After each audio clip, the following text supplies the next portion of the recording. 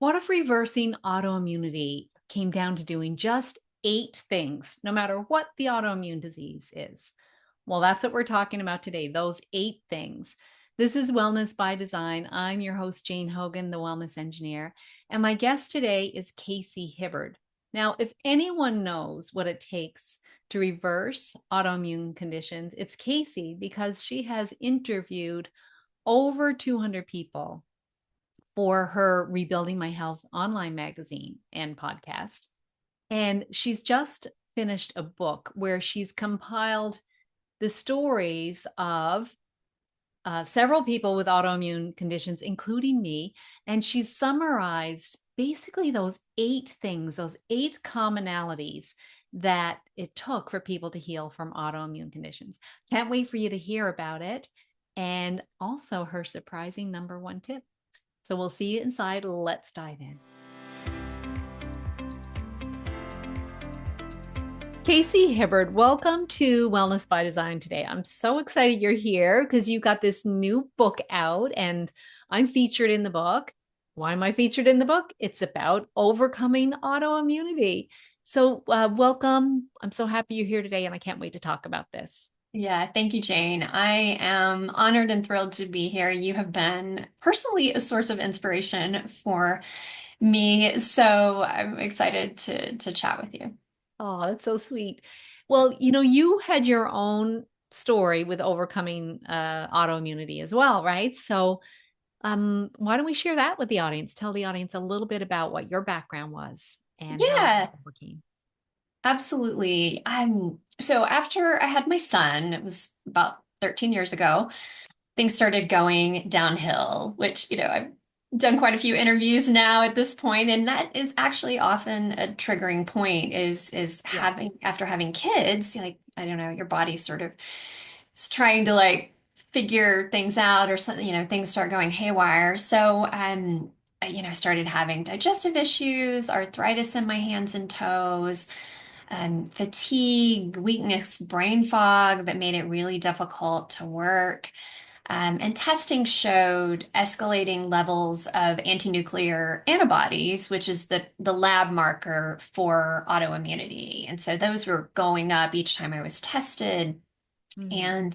And they didn't put a label on the autoimmunity. They said it was probably maybe mixed connective tissue disease or disorder. But I knew that, yeah, I had autoimmune activity.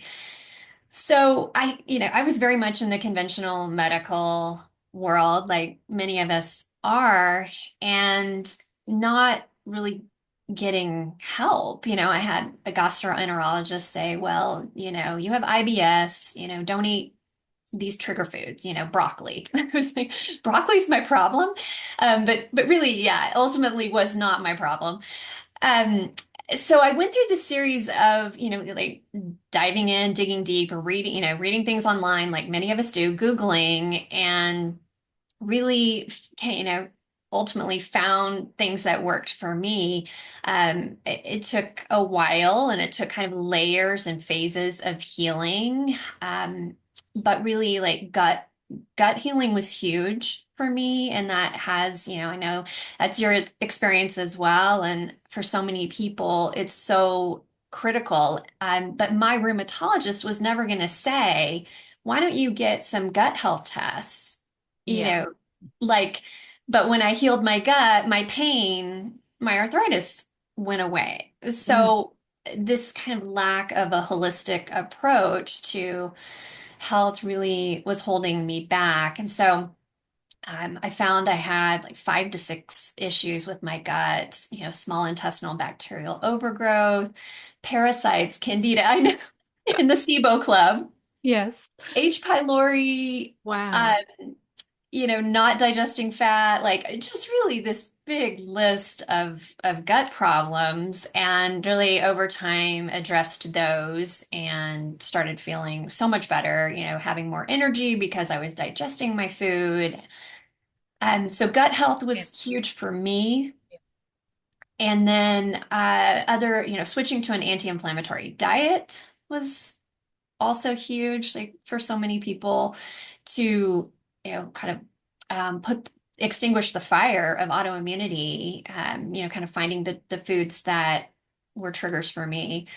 Detox protocols were important because I did some testing and found that I had, heavy metals and glyphosate and other nasty, chemicals. And so those were really kind of the key things. And as I addressed each one, I just felt better and better. And ultimately, my autoimmune markers went to zero, basically. And then my symptoms as well. So, Hmm. it's been so gratifying to have that experience of working on it and seeing the results and the payoff of that.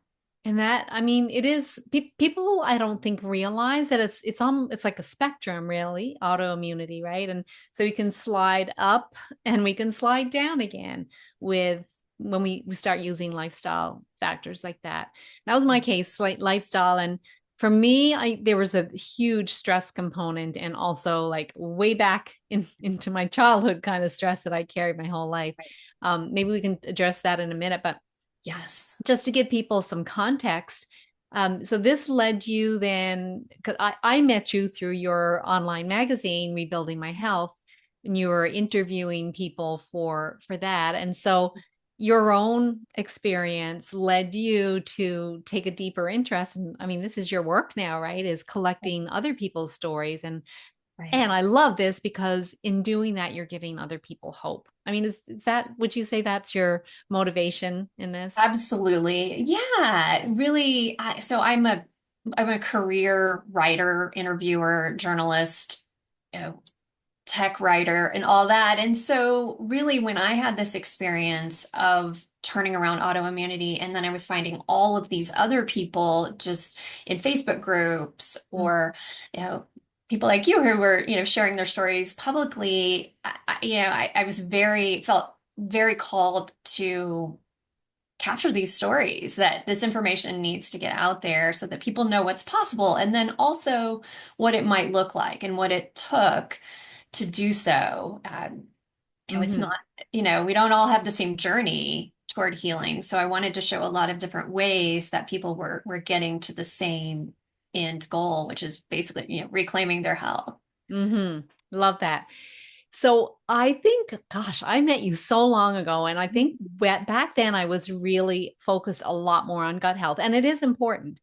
Um, Yes. but I like for me, and in Mhm. looking back over my experience, and as I dug deeper into more and more research, especially for rheumatoid arthritis, which is the what I was diagnosed with, um, there's this huge emotional component and underlying stress that really, for me, I carried my whole life, and I see it a lot with other people. And I know we know about the ACEs scores, right? The adverse childhood event scores. And we know that early childhood trauma, and it doesn't have to be capital T trauma either, right? It can be mild trauma, that there's a connection between a high ACE score and autoimmunity when we're older. So in your stories have and in your own journey, have you seen this, Casey, where we've got this connection between stress and then which leads to nervous system dysregulation, which then Absolutely. throws the body off, right? Have you seen this? Yes, yes, definitely, definitely. Yeah, what's been interesting is that whenever I do an interview, it's almost like I'm waiting or expecting someone to tell me what the triggering thing was. I mean, that's not all, like always the case that it's a recent one, like you said, it could be childhood trauma, but someone will say, I had a death in the family, or I got divorced, or, for me, it was like having the baby, which, is a kind of it's a big Stress. stressor. Yeah, for We sure. love them. It's a In so stressor. many ways. Yeah, it stresses your body, or, chronic, like, work stress or whatever it is. But really, I would say that that is true. It was true for me. I needed to, start noticing that I was stressed and finding coping strategies for sure. Mm-hmm. Because I'm a person who likes to take on a lot of things and have goals and have a big to-do list and all that. And so starting to approach my life differently. But then the same thing across all these stories, people had to make changes. Some of them had to leave jobs, leave relationships, move. I mean, there were, stressors come in so many different forms, and it was interesting to see that and hear that from people. Mm, I find that super interesting too. Like when I meet with my students or clients, we always get into this, was there something recent, and then is there something further back? Because sometimes it might be that the further back thing has been simmering, kind of, Mm. just there. And then when we throw on some of these new stressors, eventually the body says no more, right? I got to turn on protection. Or it Yes. gets confused with autoimmunity as well as the other one, because when it comes back to the nervous system dysregulation, and digestion is one of the first things to be put to the back burner, so to speak. And so then, if we're not digesting well, then we can get the overgrowth and the infections and things like that, because the protection measures that are there are, it's not working well. And then, so it seems like, this is what I thought, it seems like, the gut health was, the problem, but it wasn't really. It was a symptom of the underlying problem. Right. Now, we still have to deal with it and get our Right. gut healthy again, right? But Yes. Right. yeah, but to see it in that light, as there's something more underlying it all. Right. Exactly. Exactly. I mean, and if you're stressed, right, you're also not digesting your food Exactly. correctly. Like, yes, nothing is working as well as it should or as it should. And not absorbing. That's the other thing, because Mm. I remember in my journey, before I knew it was RA, the only thing that was showing up in my blood work was low iron. And I'm like, nothing has changed in my diet, but I Mm. just wasn't absorbing because I was stressed. And so the digestion goes off. And so if you don't break down your food very well, then you don't absorb it. So it's not so much you are what you eat, as you are what you absorb. Right. Right. Yes, that's very, very true. Yeah. Yeah, and I mean I will add to my story, yeah, that I have these practices now that are helping me, yeah, kind of stay focused. I wasn't meditating before. I'm also doing tapping, the EFT Mhm. techniques and such, being more mindful, going on mindful walks where I'm trying to stay really present. So, yeah, I have had to learn how to operate differently in the Mhm. world, notice what the triggers are. It's interesting because you mentioned like to do a lot of things and have a big to-do list, and those are sort of hallmark behaviors. I really love Gabor Mate and the way he talks about these types of that, doing stuff all the time, the people pleasing, perfectionism, and being, like problem solver, getting things done. These are, like he calls them, behavioral adaptations that we create when we're little in response to times when we didn't feel safe. And so we create these behaviors to try to keep us safe. And we think it's our personality, and we carry it on through life. And in a lot of our life, it serves us well, right? It serves us well. Like, that worked really well when I was an engineer, and I'm busy, a mother, and I had a lot to do, right? But in the long run, we know that it doesn't serve us, because it really is signs that our nervous system is trying to be protective. And so it starts almost as behaviors, and then we start to see some of the other protective things happening. And then, for a lot of people that I deal with chronic pain, it's pain is protection. So the body's turning on protection that way. It might turn on protection like almost like a suit of armor, stiffening things up, right? So I just find it really fascinating how our body responds to the emotions, the thoughts, whether they're conscious or subconscious, going Right. on. So, Casey, you have interviewed, like, I don't know how many people now. Do you know how many people you've interviewed? Probably a couple hundred. Yeah. At Wow. this Wow. point. So I know well, I don't know if you've got a couple hundred people in your book, probably not, but No. I know that after all of these interviews, you've probably seen some commonalities in how people healed, how they reversed, like went down, back down on that spectrum of autoimmunity. Yes. And so what are some of those? Yeah, absolutely. I think that is one of the most interesting things, or I wish people knew, is that, somebody might look at my book and go, oh, well, there's only one myasthenia gravis story, which is a kind of autoimmunity. But the things that she did to reverse her MG were the same things that most of the other people in the book did as well, whether they had MS or lupus, Hashimoto's, across really all the, or RA, across all of them, really there were co super common tactics. And so I can kind of share a few of those. I'd love that. I'm Yeah, sure the the ones audience would love it too. yeah, the ones that really stood out. I will say, like, everybody's story is unique, but really to hear the same things over and over again was enlightening. Number one, I'm going to say, is embracing a possibility mindset. Uh, Mm. because, and I put that as number one because it's kind of the foundation for everything. If you believe that it's possible to heal, then that kind of opens the door for everything else. It opens the door for starting to take the steps to do what you need to do, and you kind of become, the CEO of your own health, and there's so much like power in kind of having that mindset that it's possible. Hmm. And yes, it's just like on so many levels. So I've seen that really, because if you go, oh, well, that's just the way it is. I have this diagnosis and I just need to manage my symptoms and try to keep them from getting worse or slow the decline or whatever. It's very different than saying, I think it's possible to turn this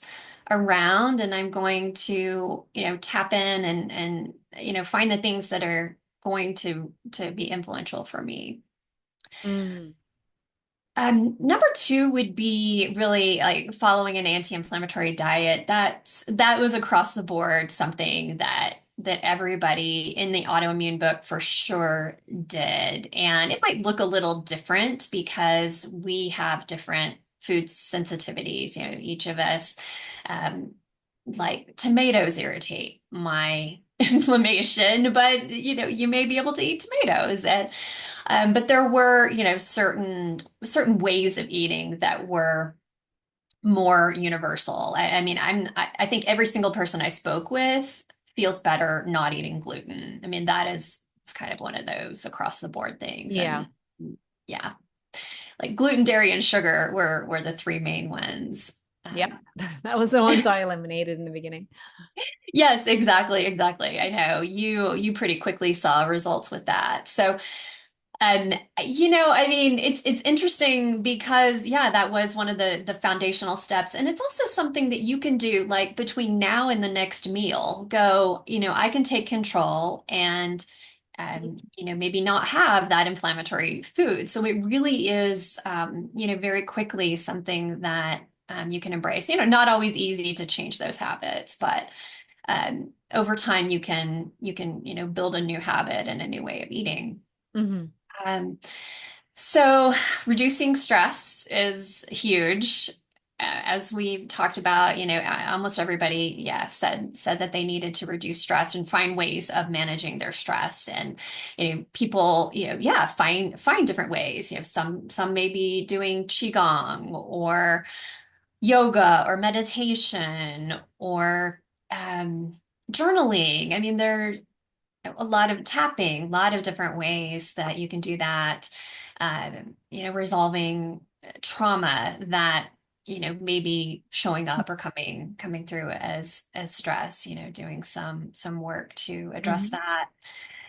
As we talked about, gut healing was one of the common ones. Almost everybody needed to do some gut healing, and so that was foundational.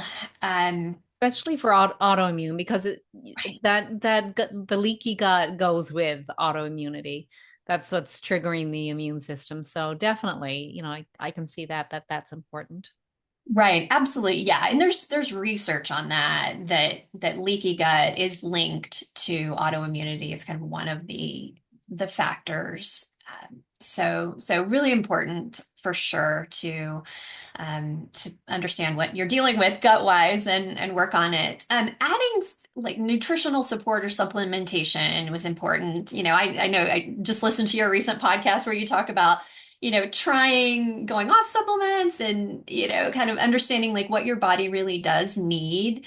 Things like magnesium or vitamin D or whatever. So, there are certain things that, like you said, we don't get in our diets. Even if we're eating a really, clean, healthy diet, we may not be getting enough of what we need, or certain minerals, Mhm. or, adrenal support, or there are, just people found that they really needed to support their bodies in certain ways. Um, yeah, the mind body practices were huge across this. And what was interesting, and I kind of love these about face philosophical changes that I would hear. Like one of the stories in the book is as an MD, she was in med school when her Crohn's, like, basically turned into a life-threatening situation, her Crohn's disease. And she was in this very conventional medical world, and it wasn't helping her. She just kept having to, go back for surgeries, and the medication was making her feel worse. So she ultimately kind of shifted to be, very to embrace mind body practices and visualization, and found a lot of power in healing through mind body practices when she had come from this very conventional world. And so, yeah, that was super interesting. Let's see. Detoxing and reducing toxin exposure is another key one that really showed up across pretty much all the stories. Mhm. So, get like sort of maybe taking binders or doing this, sauna, that kind of thing to rid your body of toxins that it's holding on to, or mold. Mold was one that also shows up a fair amount. And then also just in your environment, reducing your exposure to toxins. Yeah. That was huge. Plastics and things that people put on their skin, I imagine, right? That's what Yeah. one thing I noticed. I was like, okay, that was when I stopped dyeing my hair. Like, why am I putting these chemicals on my head? Yes, right. Right. Yes, exactly. Yeah. Yeah. It comes in so many forms: the water, the air, the food, the personal care products, detergents, all Mm, that. So, fragrances. so much Yes. hidden in fragrances. Yes, right, right. Yeah, yeah. So that is big. And it's not, and that's also something that you can just start doing incrementally. Like the next time you go to the store, pick up a detergent that, doesn't have all the added stuff in it. Hmm. Look up what to be looking for in a clean detergent and make the switch. And so you can kind of do these things over time. Yeah. Yeah. That's what Yeah. I suggest too. Like, stop putting your food in plastic, right? Instead, put it in glass. So just swapping those things out over time as you replace things. Yeah, it's probably a lifelong thing, really, because so many things in our lives are the products are toxic and things that are in the products, but we can do a little baby step at a time. I Mhm. love that. Yeah, yeah, absolutely. Yeah, because I think it can feel overwhelming to look at this and go, oh my goodness, these people did all these things. Hmm. But, there's one woman in the book, Shannon, she was nearly bedridden, and she just started doing one thing at a time. She's like, okay, I'm going to make one change at a time. And that, for her, those were the baby steps. And then she's like, okay, I got that one down. Now I'm going to, add another step. And because Hmm. when you're really ill, it can be so difficult to do all these things, and Yeah. you can look at something like this and go, wow, I can't do 8 things right now, but maybe you can do one. Hmm. Did Did the topic of like grounding and getting outside and sunlight, the light exposure, did that come up at all across your stories? Definitely. Yeah, absolutely. Yeah, yeah. Hmm. First morning light, sunlight for sure. Getting out in nature, Mm-hmm. repeatedly people mention, the fresh air or going for walks. Definitely. Yeah. Mm-hmm. It's come Mm-hmm. up. Movement for sure. That movement's the kind of the last common trait. Um, just to bring up Shannon again, she was, obviously so sick that integrating movement seemed overwhelming, but she just started with teeny tiny movements. She'd be laying in bed and she's like, I'm just gonna like try to flex my feet or, flex my calves or what, and then just each, month or week, she would try to do a little bit more. And that adds up. Or maybe it's going for a walk every day or starting to do yoga or something like that.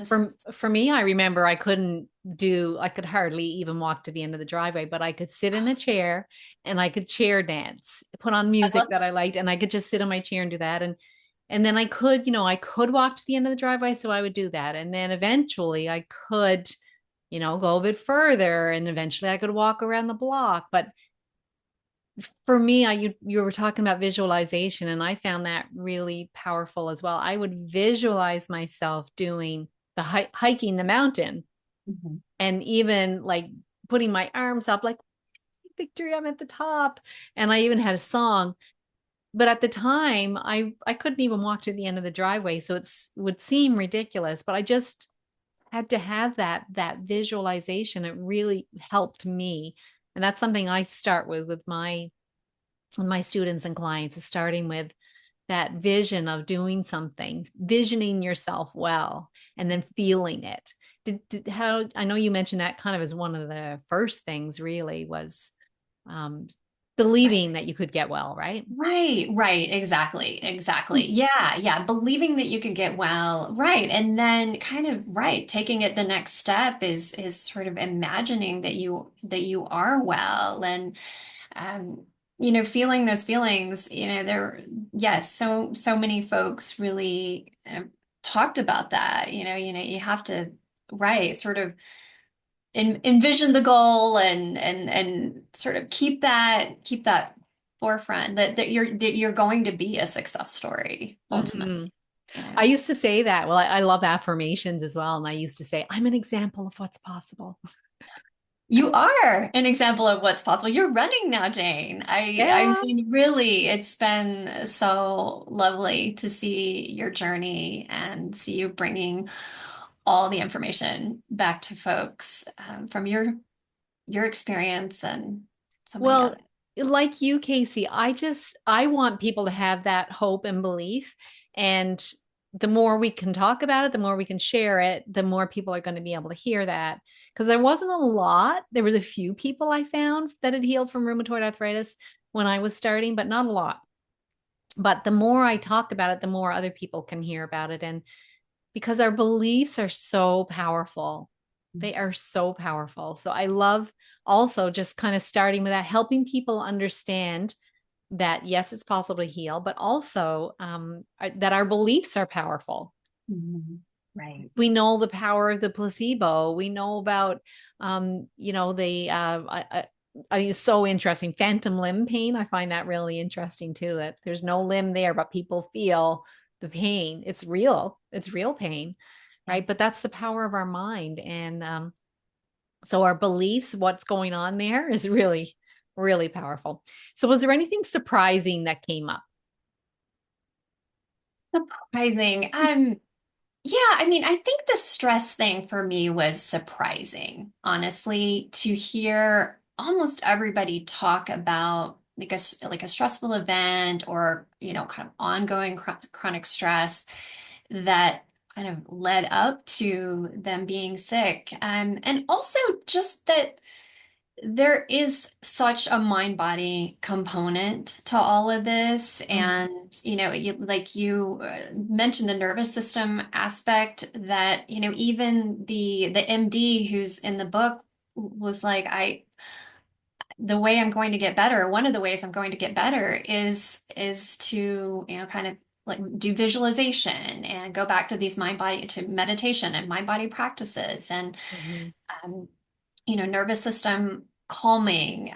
Like one of the ladies with MS, whenever she's getting into a flare, she starts doing more tapping, the emotional freedom technique. And Mhm. so I think there are a lot of things we underestimate in terms of healing because of the Western mindset that we're in, and the mind body stuff is for sure Mhm. underestimated.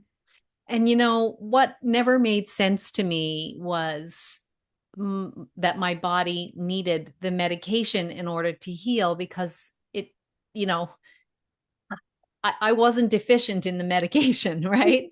It wasn't deficiency of that led to it. It was, I knew it was stress. So I just kept on saying, if stress can turn this on, I should be able to turn it off.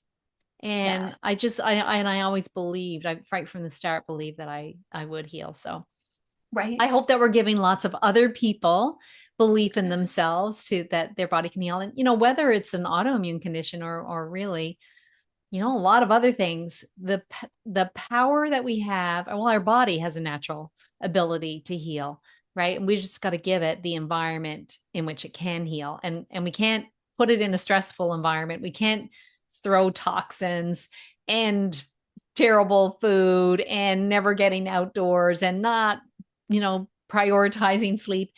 We can't do all that if we're ill and expect our body to heal. It's trying, but Right, we need to help it. And we're the right, ones that can control that. So it's very right, empowering.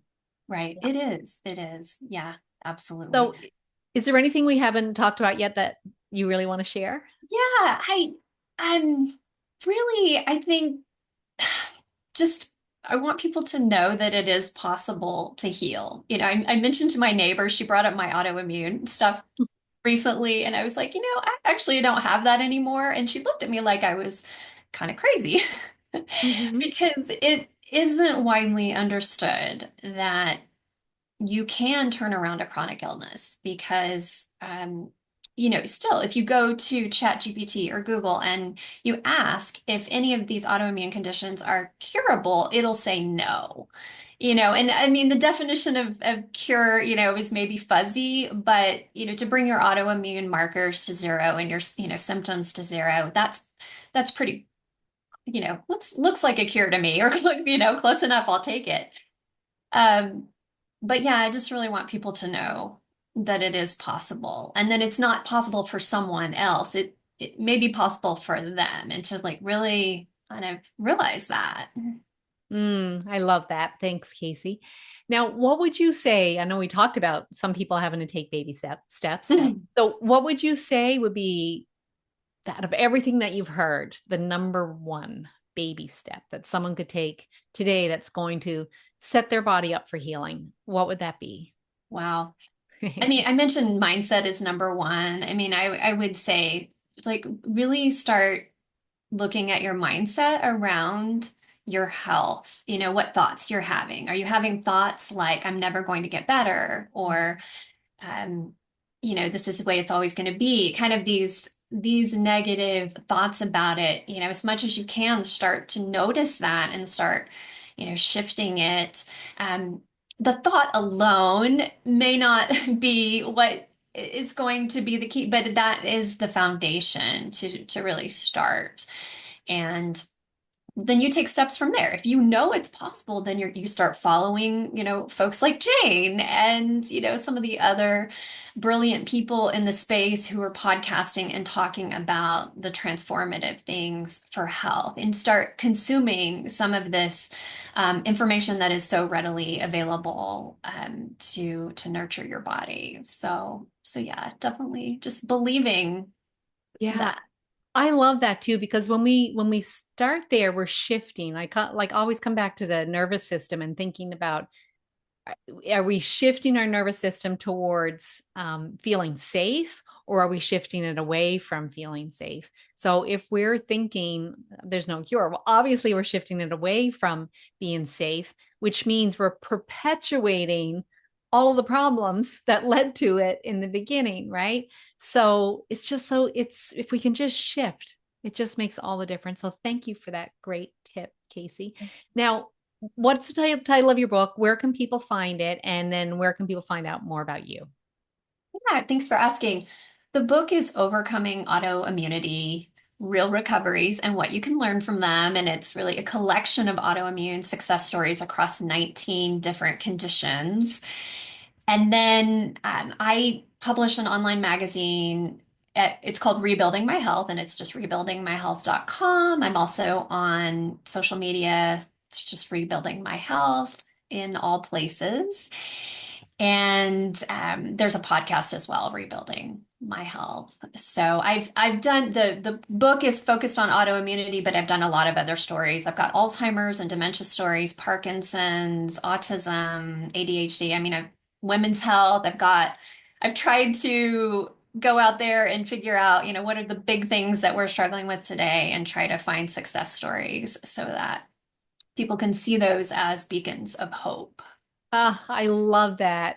Casey, thank you so much for that work that you're doing because you're helping people shift beliefs with that first step that you were talking about, which then helps them believe that they can get well and start shifting them towards that safety and wellness again. So, thank you for that work. Thank you for being a guest on Wellness by Design today, too. I just love Thank what you. you're doing. It's an honor and a pleasure to be here with you and to chat. And thank you for what you're doing as well, Jane. I get a lot of inspiration from you. So, Oh, thank you. Thank you.